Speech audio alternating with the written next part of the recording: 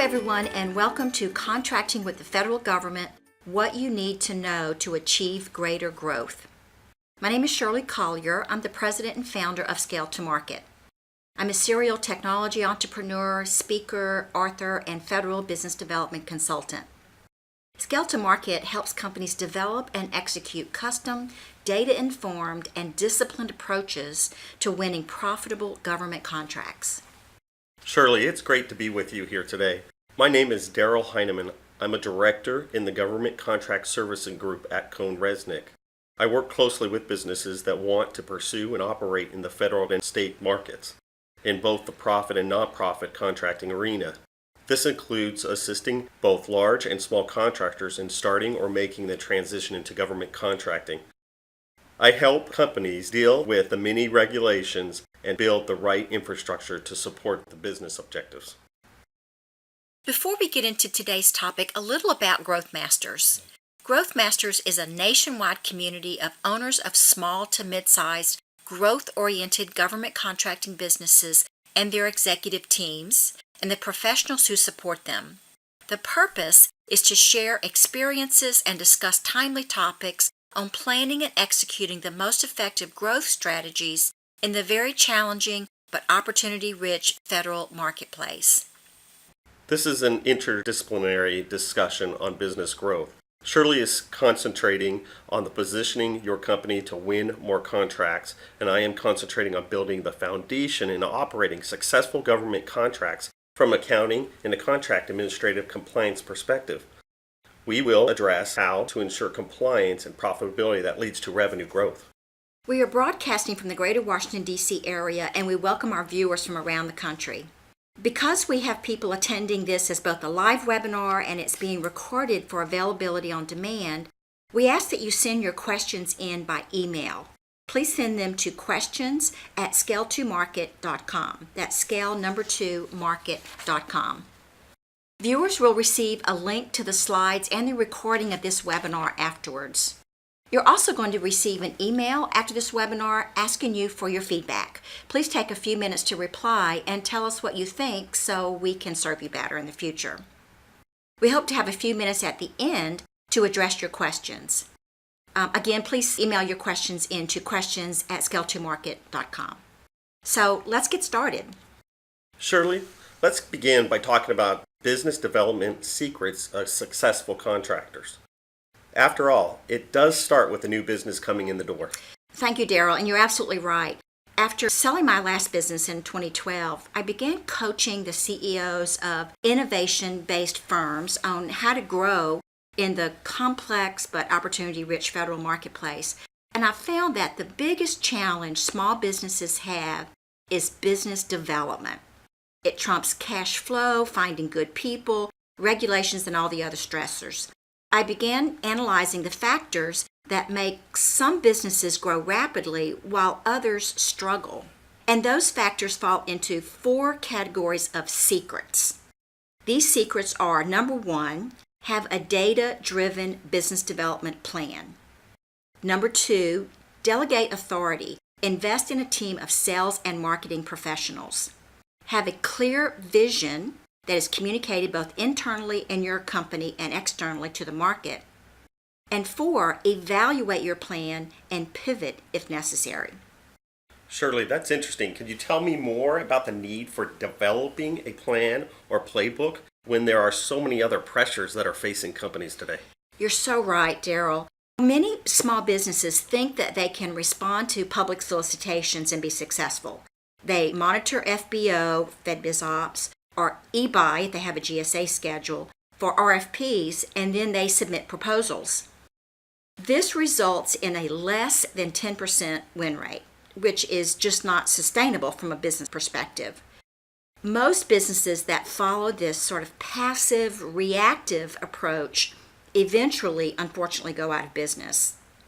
It is critically important that businesses understand the market they're going after, which agencies buy what they sell, how they buy it, meaning which contract vehicles they typically use, and from whom, meaning who are your competitors and potential partners. some small businesses, when I talk to them about this issue, they say, we don't worry about our competition. They just put their heads down and do the best job that they can. While this is admirable, it ignores what the federal decision makers see and how they evaluate proposals. Everything is relative. If you don't know what your competitors are saying and presenting, you can't compete against them and win contracts. Teaming in the federal procurement market is the name of the game. The federal government has been moving towards what they call category management in their acquisition strategies. Having a GSA schedule is no longer enough. Only about 25% of government acquisitions actually go through GSA schedules, and they're highly competitive. If contractors are not savvy about teaming, they will not grow. A good business development plan addresses if you're going to be a prime contractor, a subcontractor, or a teaming partner, such as forming joint ventures with others. Businesses of all sizes, not just small businesses, need to understand and leverage set-aside programs. The government has a social agenda. We're not operating in a pure free enterprise market where the best products for the best price wins, like in the commercial market. Now, I just mentioned that teaming is the name of the game. Teaming or partnering with small and/or socioeconomic certified companies to win substantially sized contracts can be lucrative for all partners. We have seen free and open contracts upon recompete moving to small business set-asides, and we've seen contracts as large as $100 million in total contract value being set aside for small businesses. Teams of large and small businesses can be particularly competitive, and the government likes that composition of teams. Innovation can be a strategic advantage, and sometimes it's the smaller firms that are the most innovative. SBA's new all small rule, which came out about almost 2 years ago now, allows companies without socioeconomic certifications to partner with those who do. In that case, the non-certified JV partner can perform up to 60% of the contract. So, for example, if there is a hub zone set aside of significant value, the hub zone company can form a joint venture with a large firm to pursue that opportunity. Upon winning, the large company performs 60% of that hub zone set aside contract under the mentor-protege joint venture. And last but not least, long answer to your question, Darrell, but all BD plans should include how to ethically and legally shape a procurement by meeting with the program and contracting offices before a solicitation is released. So, Darrell, before we go any further, I know that you have your own list of best administrative and operational practices that must be in place to position companies to win contracts. Yeah, Shirley. As a business owner, knowing when, how, and where to operate requires, like Shirley said, careful planning, but also critical to success is the investment in operations and project management. Businesses offering services or products to the government need to invest in their back office to bid, administer, and govern those projects. All the necessary forms, certifications, representation letters required by the Federal Acquisition Regulation, FAR for short, are daunting to say the least. The prime contractor and government, unlike your local store, wants confidence and proof at times that you know what you are talking about, and that you will meet any contractual obligation you agree to. So, an investment means you're not going to see the rewards immediately. Your return on investment may come in 6 months or even over many years. There are 4 administrative investments that every business owner needs to know. First, invest in relationships. Building a reputation with prime contractors is the first step. Attending events in the community, participating in lunches, attending conferences and other events, or more importantly, inviting others to join you, will help solidify these relationships. Schedule time to build these relationships. Primes want to know that you understand the regulatory environment that you are signing up for, and the best time to share that knowledge is not always in a formal meeting, rather outside conversations. Second, invest in knowledge. You might be the best engineer with the most talented, innovative technical approach that the government or prime needs, but if you can't operate within the boundaries of the regulations because you don't understand them, you will find yourself staggering. Understanding the language, the acronyms, agency-specific FAR supplements, these are all important. It's worth your time and investment.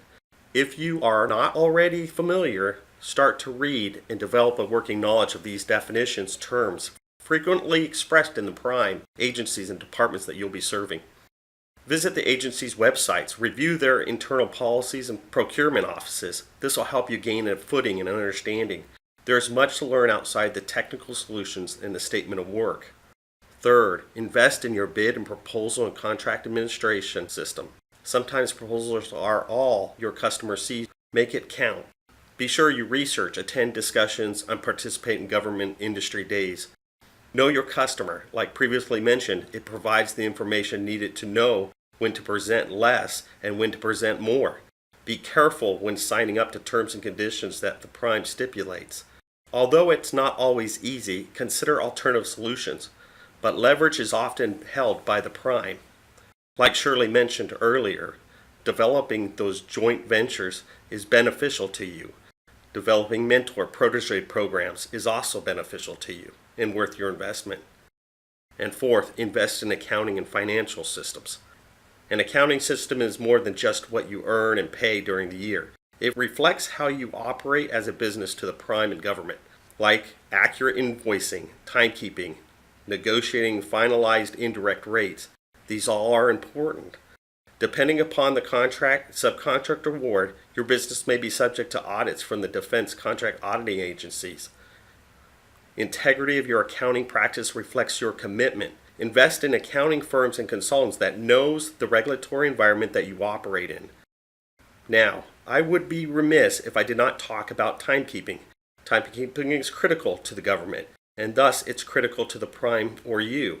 If you can leverage the prime's timekeeping system, that helps, definitely. But it does not void you from properly recording and tracking your own time within your own system. You know, Darrell, risk management is so important in government contracting. What about risk associated with various types of contracts?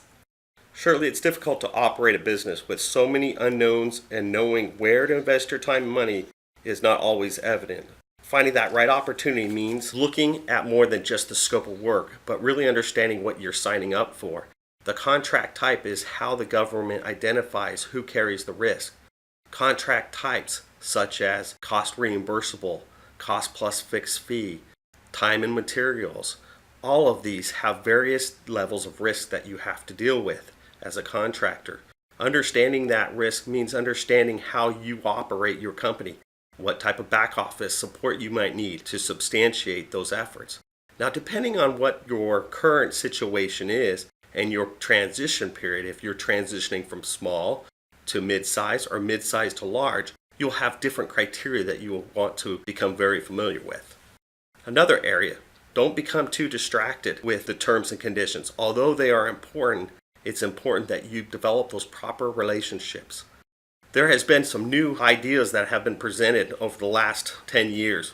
And I say new because, as like with anything in the government, they're always trying to improve it and implement it better. One of those ideas that have been pushed is the Small Business Innovation Research, which is often referred to as SBIRS.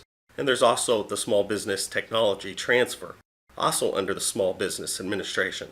These programs that are in place are constantly being reviewed again, whether or not the executive administration will continue these practices. We hope that they do, for the benefit of both the dollars that are out there and the opportunities for small business to get involved. We hope you'll see and search these opportunities. So Shirley, are there other organizational or people issues on the BD side that keep companies from growing? Absolutely. You know, once you have a business development plan in place, you then need to execute it. I love the saying, execution eats strategy for breakfast. I wish I knew who originated that. You will need to determine who will conduct and analyze market intelligence. Market intel comes from many sources. FPDS, which is the Federal Procurement Data System, which is offered by the government free of charge. Agency Forecast, FBO, FedBizOps. GWAC websites, that's government-wide acquisition contracts. And from paid subscriptions from data aggregators such as EasyGovOps, GovWin, GovTribe, GovAny. There are a number of them out there.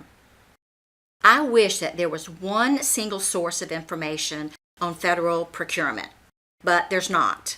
So there is historical information in FPDS, again, provided free by the government, and then there are upcoming opportunities that are in various stages of procurement and being purchased under a variety of contract vehicles.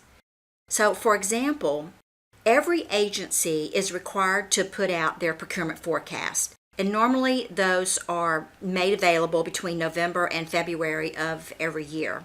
Now, they're supposed to be provided to the GSA, and you can see on this slide that there's a link to the website, the GSA website, where those procurement forecasts are supposed to be stored. Now, those procurement forecasts are usually not published until the budget for the new fiscal year is approved by Congress. And of course, this fiscal year, that was in April of 2018. And not all agencies post opportunities on FBO. So that's a misnomer that some, especially small businesses, think that FBO is the only source. And not all agencies are covered by the SBA. So, for example, NASA has its own mentor-protege program. It's not an SBA program. And the FAA, because it does not get its funding from Congress, does not follow FAR. Now, they're not required to follow FAR. They do incorporate some of the general FAR provisions, but they're different. And GWACs and IDIQs are bid only among the winning prime contract holders and are not advertised beyond those few entities. So that's not a public solicitation that anybody can see the task orders that are coming out under those contracts. So savvy government contractors are aware of and use all of these data sources to implement their business development strategy. Other key organizational and people issues related to business development are an understanding that sales is different from marketing and different from market intelligence. Marketing communications and market intelligence are heads-down functions requiring that someone be sitting at a desk in the office or in their home office. Sales is being out of the office, networking and meeting with decision makers and other influencers, and they are diametrically opposed. So it's very difficult to expect a salesperson who's supposed to be externally focused to be back at the office doing marketing communications and newsletters and doing market intelligence. Good teams have both roles, the internal and the external. Now, a big challenge for most businesses, especially small businesses, is measuring progress and defining success when there is such a long, complex federal sales cycle. However, successful contractors find a way to define and measure milestones or behaviors and activities that are known to lead to success. So we may not see success for 18 months to 2 years, but we know the behaviors that should be enacted and the activities that should be done along the way. Now, I know this graphic is hard to see. It is out of the Contract Management magazine that's published by the National Contract Management Association, NCMA. We counted 93 people on the government and contractor sides that are necessary to solicit, award, and execute a typical $1 million contract. This gives you an indication of how complex government procurement is. And these 93 people do not include the people who will actually deliver the services to the government or the government employees who oversee that delivery.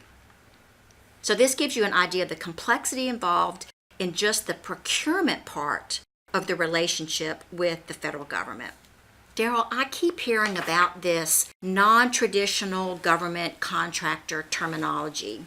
Can you tell me more about what it means to be a non-traditional government contractor? Good question, Shirley. Under the recent National Defense Contract Act, the Department of Defense has wanted to acquire technology advances from smaller, more agile businesses that offer cutting-edge ideas without discouraging them from selling to the government because of the red tape that we often encounter, what we call regulations, right? That we keep mentioning. There are several things that non-traditional government contractors can provide to the government, and that is essentially providing that technology edge that will be most useful. So, who's a non-traditional government contractor? Well, that really could be anybody. The actual definition was incorporated in the National Defense Contract Act in 2018. An entity that is not currently performing and has not performed any contract or subcontract for the Department of Defense that is subject to full coverage under the cost accounting standards. And then the second criteria, for at least 1 year period preceding the solicitation of sources by the Department of Defense.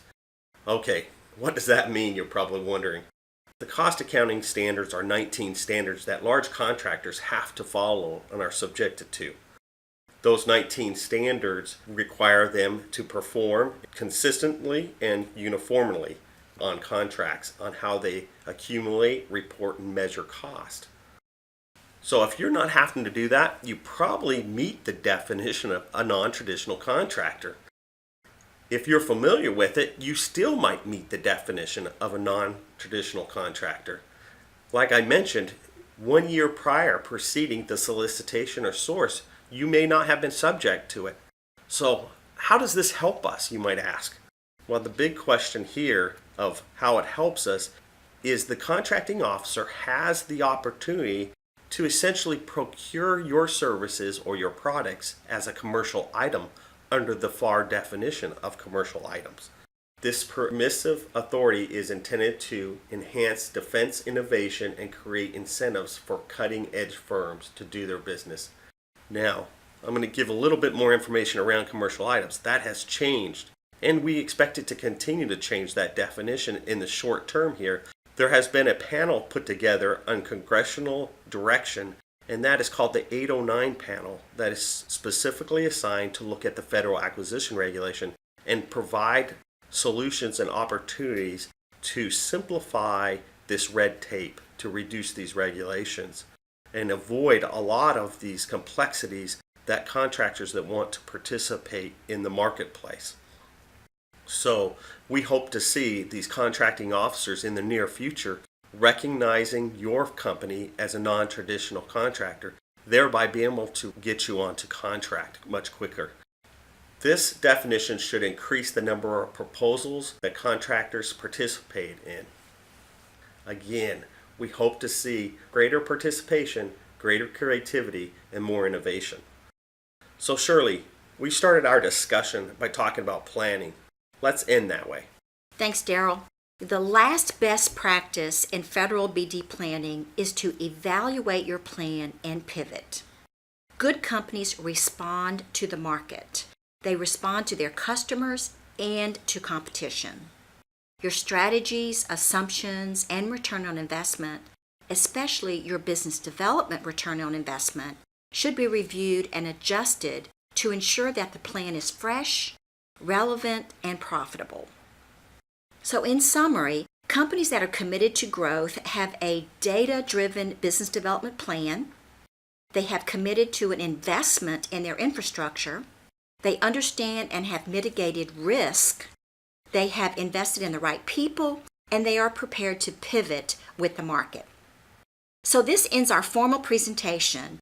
On this slide, this is how you can get in touch with us and sign up for Growth Masters and for GovCon 360. So are there any questions? Let's see. Darrell,